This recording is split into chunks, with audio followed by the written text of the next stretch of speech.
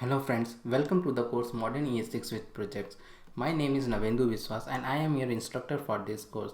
About myself, I am a full stack JavaScript developer and I am having 16 years of IT experience, out of which past 10 years as a web developer. Currently I am working as an associate architect in one of the top firm in Bangalore. So let's get started.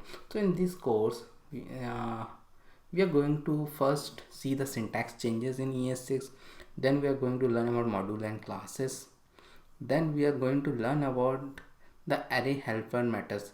They were in ES5 also, but they have a new type of syntax in ES6 and they're much better. And then we will look into symbol, a new primitive data type, then we will look into iterators and generators, then we will look into promises and async await also.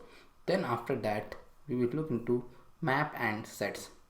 After that we will go through, or we will make 4 projects with ES6. So and before this, let's see.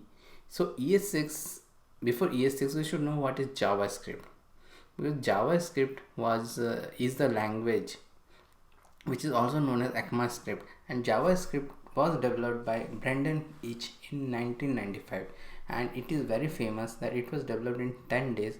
So there were a lot of bugs because he was in a hurry because he had to bundle it out with the Netscape browser which was coming in that time. So he had to make it in 10 days, and there were a lot of bugs. There are famous bugs with var and all those things are there. So it is named JavaScript because Java was quite popular in those days and they want to encash that, but it is totally different from Java. Not a single thing is related to Java. So and it is governed by the ECMA committee, so that's why I told it is also known as ECMAScript. So versions are generally numbered like ES1, and so the previous big version was ES5 which was released in 2009. So ES6 is also a version. So let's check what is ES6. ES6 is a next version of JavaScript which was released in 2015 by the ECMA technical committee, and it added very new features to JavaScript which was demanded for a long time. The modern features, the features are very modern, so that's why this course to look into those modern features of ES6. So ES6, when it was released in 2015, browsers started supporting it slowly, and now in 2020, after 5 years, most of the browsers completely support all of the features of ES6 except IE11, which was always the case. So even as you might know, IE11 is not that much supported by Microsoft because they are moving towards Edge browser. So there is a site which shows the compatibility of ES6 features. So let me open that.